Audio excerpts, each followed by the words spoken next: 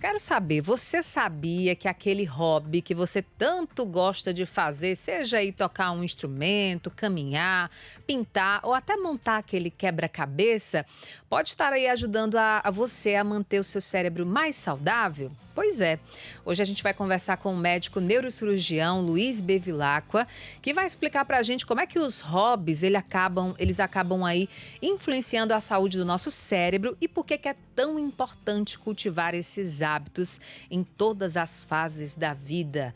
Principalmente nesses tempos, né, que a gente vive de tanta correria, né, que ninguém consegue silenciar a mente, fica muito estressado. Então, muito importante cuidar, né, da nossa saúde. Estou recebendo então aqui o Luiz Bevilacqua. Muito bom dia, seja bem-vindo à nossa programação. Bom dia, é um prazer estar aqui, principalmente falando de um tema que é tão simples e às vezes, muitas vezes considerado superficial, mas que é de suma importância para a gente, como você falou. Primeiro vamos ajudar o nosso ouvinte a identificar o que é de fato um hobby, por que ele é tão importante para a saúde do indivíduo, falando em tempos, como eu já iniciei, onde as pessoas relatam muitas vezes que elas não conseguem mais se concentrar numa só coisa e acabam se estressando, perdendo ali a paciência, e é uma série de complicações que traz para a vida das pessoas, né? É verdade. Então, o hobby é uma atividade que o indivíduo pratica não por obrigação, mas porque gosta. Não tem nenhuma atividade remunerada ligada a esse hobby e muito menos uma preocupação em estabelecer metas. Então, o hobby é a atividade que você faz pura e simplesmente por gostar. Às vezes é difícil identificar essa atividade no meio de tanta correria, mas o que a neurociência explica? Que você tem que testar várias atividades e quando você se sentir motivado por fazer aquela atividade por gostar, aí sim é um hobby. Eu fiquei pensando sobre isso, refletindo quando a gente estava discutindo a pauta, que para mim eu considero um hobby quando eu consigo silenciar a minha mente, né? Conseguir de fato focar. E ultimamente o que tem me ajudado bastante a fazer isso é aqueles Bob Goods, aquelas pinturas. Eu acho que muita gente também relata isso, né? Que consegue ali se concentrar, ficar pensando qual é a melhor cor e esvazia de fato a mente. Quais seriam os principais benefícios de conseguir chegar nessa concentração, tanto na parte emocional quanto na parte mental? É de fundamental importância que a atividade exercida ela seja ative o que a gente chama de compensação. No circuito de compensação, a gente tem a ativação de vários neurotransmissores, como a dopamina, a serotonina, a endorfina. E uma atividade simples, como o simples escolher cor, pintar, você vai estar trabalhando. Ou circuito de escolha, de decisão, de coordenação motora, de memória afetiva. Às vezes você está pintando uma coisa que lembra. Então isso faz com que você esvazie a mente e isso é tão benéfico para o cérebro que faz criar o que a gente chama de conexões benéficas, que são uma reserva que você vai precisar no futuro. Quando idoso, isso vai ser tão benéfico para prevenir demências. Quando adulto, diminuir o que a gente chama de hormônio do estresse, que é o cortisol. Então, atividades simples, elas importam sim e são bastante fundamentais no nosso dia a dia. Doutor, a gente pode até dizer que as crianças, elas lidam até melhor com isso, né? Porque tudo para elas se transforma em hobby, elas se divertem, aquela coisa toda. Mas tem uma certa preocupação, né, com essa nova geração que só quer estar ali ligada na internet, em jogos. Como é que isso pode ajudar e também qual a relação também com as pessoas mais idosas, né? Que também precisam desenvolver, né? Estar com esses tipos de atividades nessa fase da vida. Então,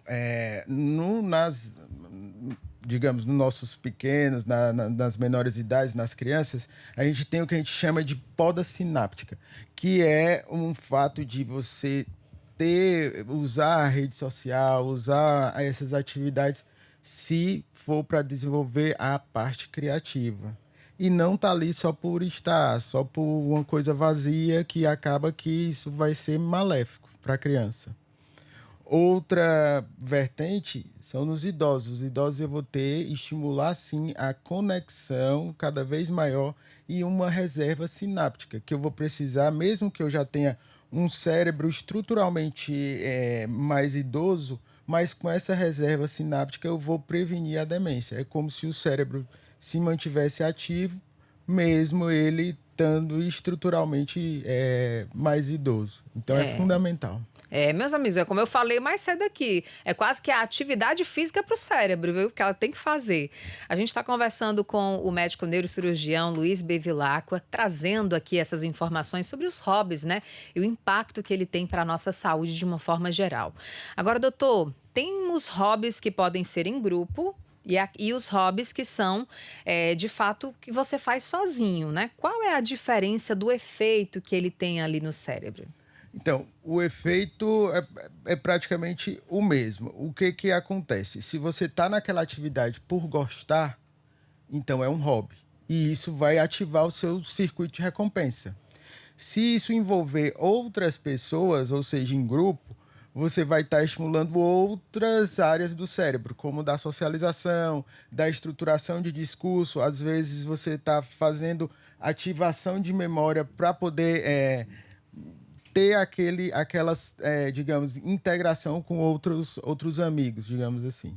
Mas sempre quando há um prazer em estar ali e não uma obrigação. E aí, no caso, sozinho, tem alguma coisa ligada ao foco, a essa coisa de você de fato esvaziar a mente? Qual seria o benefício? Com toda certeza, se você está sozinho, você está trabalhando a sua individualidade. É o seu momento. É o que faz desconectar com outras coisas. Você falou do pintar. E aí, o pintar é interessante que ativa os dois lados do cérebro, tanto a memória de cores, quanto a coordenação motora, quanto a combinação de cores. Então, isso é bem fundamental nos dias que a gente segue, né, de tanto estresse aí. E esses hobbies, eles podem também ajudar a prevenir as doenças degenerativas, né, como o Alzheimer, a própria demência. Qual o papel, né, de você ali manter esse hobby para já projetar uma melhor saúde, né, no futuro? Se eu crio conexões como as que são criadas pelos hobbies, eu estou prevenindo a degeneração e o efeito da demência no meu cérebro. Ou seja, mesmo eu tendo uma idade avançada, se eu tiver preparado com conexões, com a reserva sináptica que eu já preparei na minha juventude, digamos assim, eu vou ter menos impacto, eu vou ter menos efeito. Às vezes é imperceptível os efeitos do Alzheimer, de demências em pessoas que têm essa reserva sináptica bem avançada. Isso é bem provado já. Agora, doutor, outro ponto também.